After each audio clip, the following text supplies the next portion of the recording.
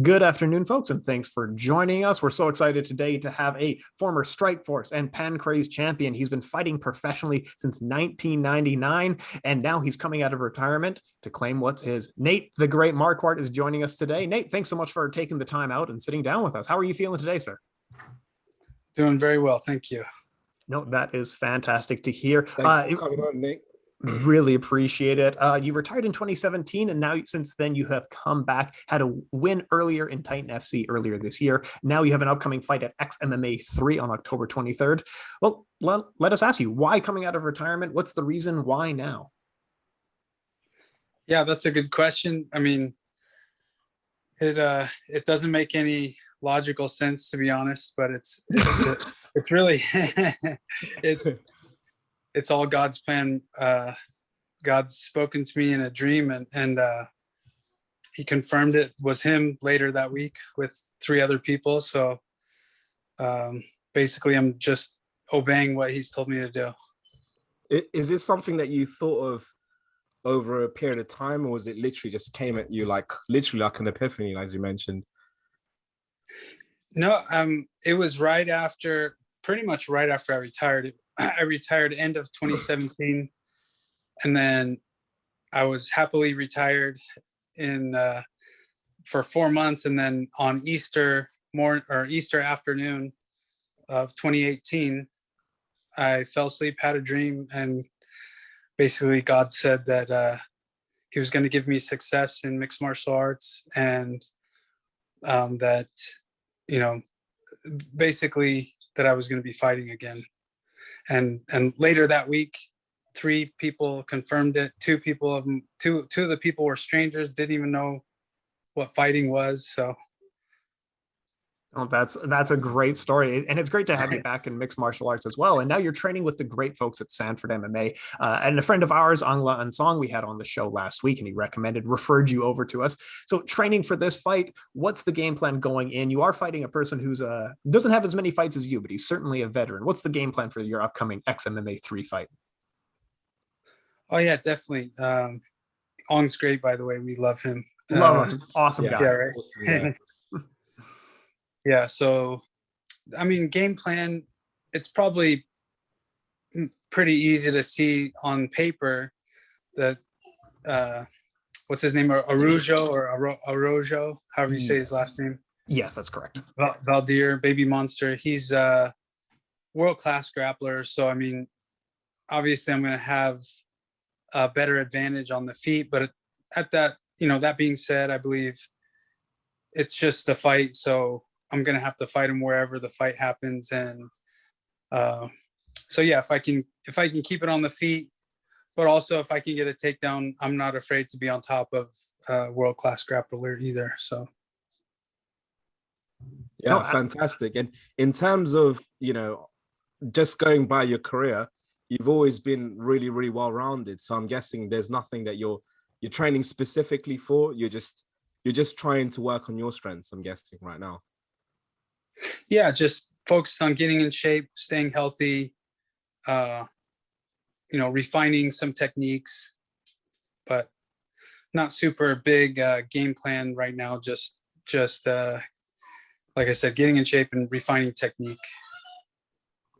Absolutely. No, that makes a lot of sense. Sounds like you're going to be well prepared for your upcoming fight. Now, we tend to ask about celebrity boxing when folks come on the show. And one of the interesting things about you, Nate, is that some of your former opponents are entering celebrity boxing, guys like Tyron Woodley and Anderson Silva. Is this something that you would be interested in, maybe fighting a Paul brother or maybe fighting a former opponent? Is that something that may be in the cards for a Nate Marquardt? I mean, possibly. I've always loved boxing ever since I started training it, to be honest. Back in 2004 is when I started training boxing, like with boxers, world-class boxers. And that was kind of my introduction to boxing. And it was a rude awakening for the first probably 6 months to a year. But I definitely have a passion for boxing and using it in mixed martial arts as well. So it's definitely something I would consider. And you know what, you could kind of see that from your fighting history that you got really good hands as well, because I mean you've got some of the best knockouts of all time. Like you've got a knockout over Damian Maia, Husamir Pahares, just to name a few others as well. Woodley, that's your biggest one. You beat another legend. What's your favorite knockout? Yeah, it's definitely probably the Woodley fight, as well as Wilson Govea was that's awesome. He's a very tough opponent, and so I was able to. And Martin Kampman, that was pretty early in the fight, but I think probably my best performance was against Woodley.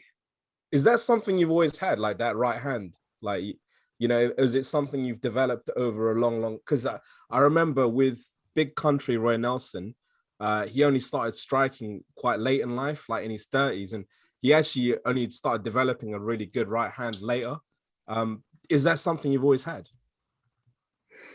Yeah, it's something I've always had, but for sure because I started training karate when I was 16, and it was, even back then, that was my money maker. But once I started boxing, it definitely was refined at that point. And so I would say it's pretty much always been one of my strengths. Yeah, absolutely. And it shows in fights. It definitely shows in fights. I always want to ask about the psyche of MMA fighters. A lot of MMA fighters, such as Nick Diaz, Georges St-Pierre, talk about how stressed and nervous they are before fights. Before you fight, are there ways that you calm yourself down? Do you feel extremely nervous? What is your psychology before a big fight? Yeah, that's a very interesting question, because my last fight was after a 4-year layoff. And before that, I had, I think, 55 or 57 fights or something like that. So you'd think, the two things, all the experience, but the layoff, I'd be a little nervous. Well, it's I had both extremes, because the morning of the fight, I was more nervous than I've ever been in my entire life before a fight, more than my first 10 fights. And I got to the point where I was just like, I had to go and be by myself and pray and just give everything to God. And once I did that, it was like the polar opposite, the most calm I've ever been before a fight. Once I got to the corner, the dressing room, to the locker room to warm up, and walking out to the fight, I was so calm.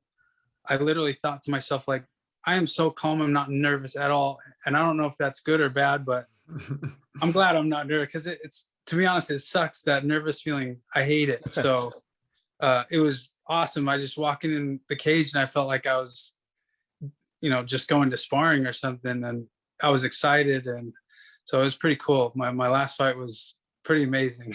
You felt at peace before the actual fight then? Exactly. Yeah. That's amazing. Yeah. That's so rare, isn't it? Because I don't think I've heard a single fighter say, I don't get nervous before fights. I mean, is there any particular case, or, kind of particular, specific fighters, that that don't get nervous? Because I think that's just a universal thing. Like, everyone seems to be like, what am I doing? Yeah. I mean, I remember going up to train in Montreal with George, and he would talk about how nervous he was. And I was shocked, because everybody gets nervous, but he was scared. It was past the point of being nervous. And I was like, wow, that's kind of crazy. But in a sense, it can kind of make sense, because like I said, this last time I was so nervous because I hadn't done it in so long. And it doesn't make logical sense to come back at 42 years old to a show like Titan. It's not like I was doing it for the money, so, but then, just giving over to God, because I can't control the outcome, and all I had to do was trust his promise, which he said he's going to give me success. And so when it's in his hands, I have nothing to fear. And literally, I'm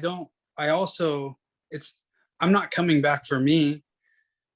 So if I was coming back for me, I would have more care about the result.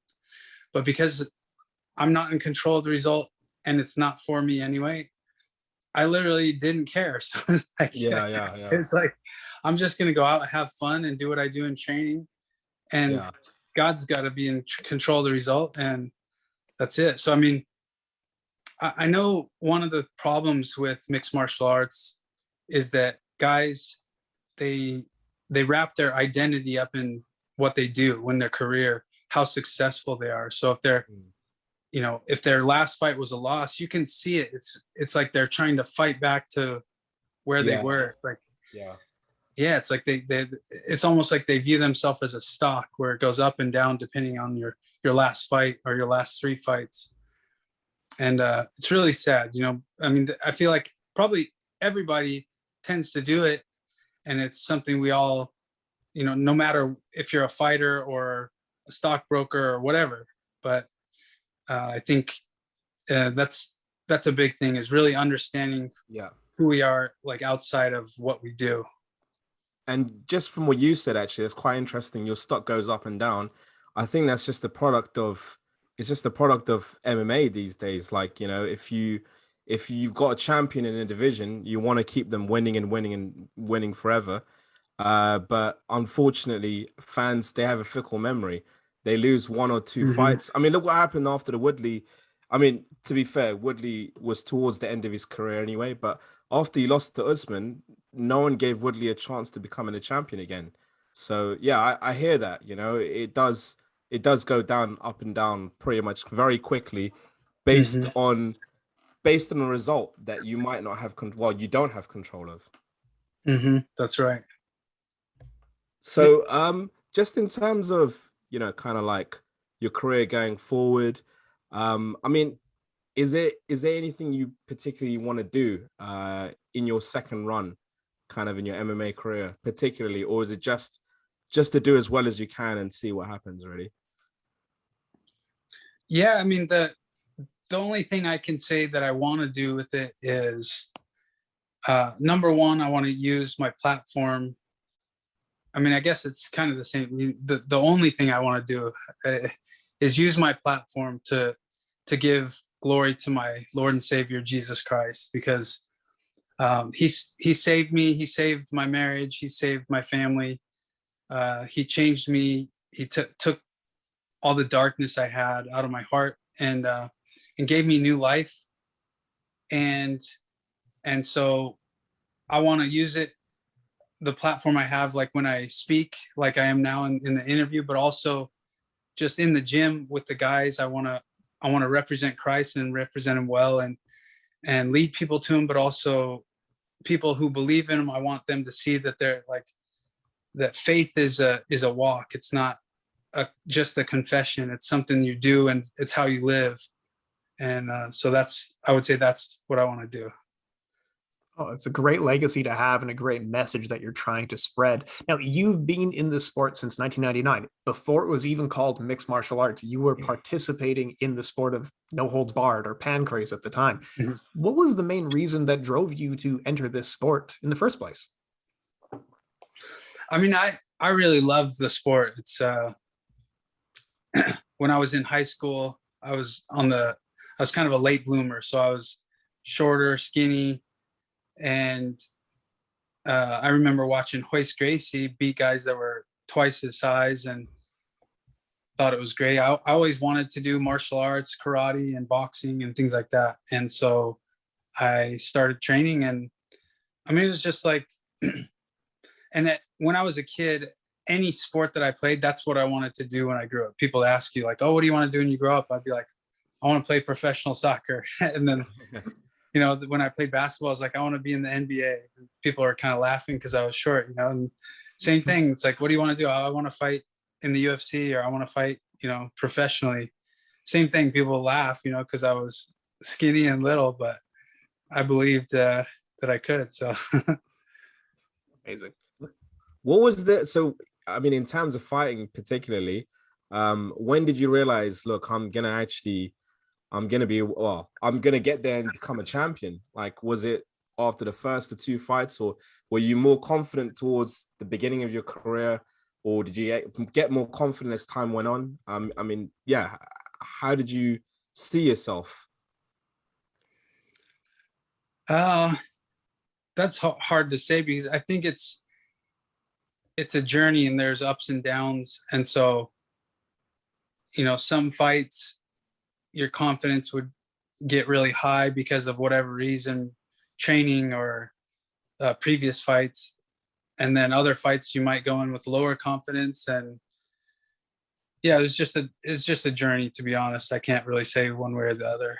Yeah, I mean, I think Darren Till said something really interesting, and it was very candid. He goes, "Sometimes I feel like, and I know I'm the best in the world. I'm one of the best fighters in the world. But then there's other times when I don't feel like I'm the best in the world. I feel like I'm going to get smashed out there." Is that a universal feeling that all fighters have, and it's not something that most want to admit? Would you say?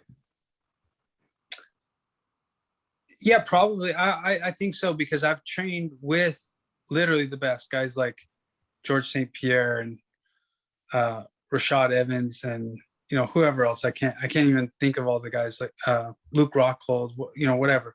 And you can see that all of them have days where they sit back and they question, like, man, why am I doing this? And yeah, I remember when Rashad Evans first came onto our team, and we had him in a sparring day, and like guys sometimes after these sparring days they'd go and just cry, because Wow. it's like when you're exposed to something new, and you kind of realize you're not where you thought you were, it can be it's very humbling. So I would think everyone has that on certain days, even somebody like John Jones, I would guess, even though he's a kind of a freak of nature, freak athlete. So Kind of good, isn't he?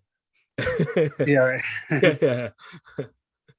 Well, and you're in a unique position of you've been around great fighters for such a long time and been a great fighter yourself for such a long period of time. You have a unique position to give advice to people. What advice would you be giving to some of the younger folks who would be entering MMA now? Just general advice. Yeah. I don't know. I guess, I mean, there's all kinds of technical advice or advice of what kind of training you should do, things like that. But I think maybe more important would be, what's your reason? What's your reasoning? Why are you doing this? And and why do you believe that? Because yeah, I've seen guys. I saw one guy recently that he really talked the talk, but then 6 months later, he's not in the gym anymore. So I think that's probably the most important, is why do you think the way you think and believe the way you believe? Always a matter of motivation, right? But yeah, Ash, go ahead. Yeah, I mean, just to kind of change gears a little bit. I mean, going back to your fighting history, I think your fighting history is fascinating. Honestly, like, you've got so many finishes. There's not really, you don't have any boring fights. Is what I'm trying to say. What is your toughest fight, would you say? Toughest fight. Well, I mean, like I said, the Woodley fight was one of my best performances. It was tough, but I mean, I feel like a lot of my fights, especially if they were like third round finishes, they were tough. There's no easy fight. Some of my fights out in Japan, decision fights, even some of them were just super tough wars.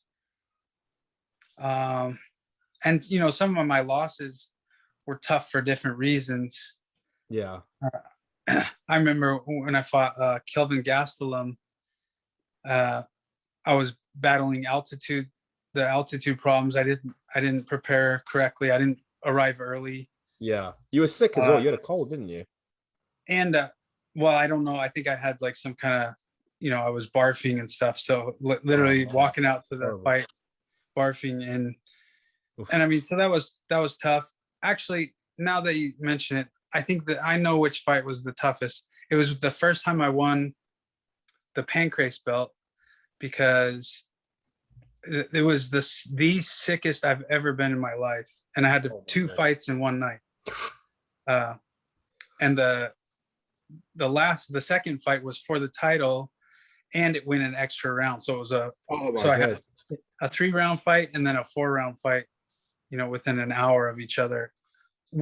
And I was the sickest I've ever been. I remember my tonsils were so swollen, they had pus all over them.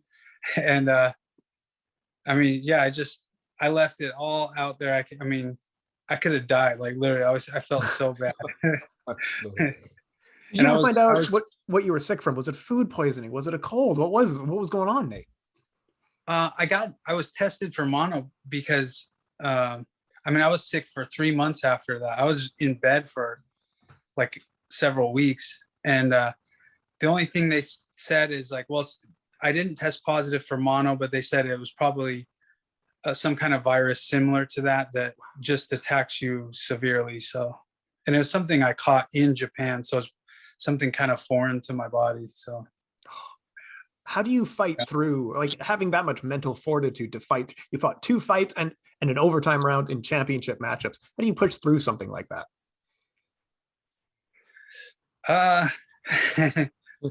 Yeah, I mean, it's just, I guess it's probably a lot of it was based on how bad I wanted to win. And I was willing to go as hard as I could, push my body as hard as it would go, and then just find more room to go even harder. So I don't know I don't think there's anything you could do besides just want it. Yeah. And that's awesome, because it's translated in you to becoming, having a successful career in life. I think David Goggins brought up this analogy. He says, have a mental cookie jar where you remember the things that you've done in the past, and when things are getting tough, you pull it out and you remember, look, I am actually a lot tougher than I thought I was initially. But yeah, I mean, just going into kind of like a little bit of a different question for you, Nate. So we normally ask this to everyone on the show. What would your signature brand be? So, I know with Connor, he's got a signature brand. He's got like proper whiskey, and Dustin, he's got his signature hot sauce. What would your signature brand be? I mean, like I said, I'm not doing this for me, so it would have nothing to do with me. It would be about Jesus. So probably something like Jesus is King or Jesus is Lord. Oh, and that makes sense. I understand entirely. Now, the question that I was most nervous of asking you, Nate, 5 years from now, 10 years from now, where is Nate Marquardt, the MMA fighter, going to be? Yeah, I wish I knew the answer to that in 6 months, to be honest, because you know what, it was a year and a half ago that I kind of started this journey of following what God had spoken to me, realizing it's time now. And so we sold our house in April of last year, and we were going to Thailand, and we bounced around. Well, we ended up in Houston for 4 months, kind of trying to get new tickets every couple months to go there. And it didn't work out because of the COVID situation. So we went to Las Vegas, then we went to Phoenix, then we went back to Colorado. Then we decided to come down here for the meantime and train in South Florida. And that being said, we're happy here, but at the same time, I don't know. I mean, next week, God might send me somewhere else, or after this next fight or something. So I have no clue. I'm literally just doing this, trusting that God will guide me and guide my family and protect us and give us everything we need. Oh, that Nate, I really appreciate that. And thanks for talking to us today. I'm going to give you the last word here. We are the Cupcake Sports Podcast. My name is Tim Wheaton with Tim Wheaton MMA. He's ashmma.cks. And make sure to check us out. Nate, you have your upcoming fight at Xmma 3 against Valdir Araujo, and this is on October 23rd. You're going to get the last word here. Play us out of here. Where can the people find more Nate the Great Marquardt? Oh, I mean, I have Instagram and Facebook and all that, and NateMarquardt.com. But yeah, definitely check out the next fight on Xmma. Great. Thank you so much for your time, sir, and best of luck in your upcoming fight. All right. Thank you, guys. Thank you. Talk to you later.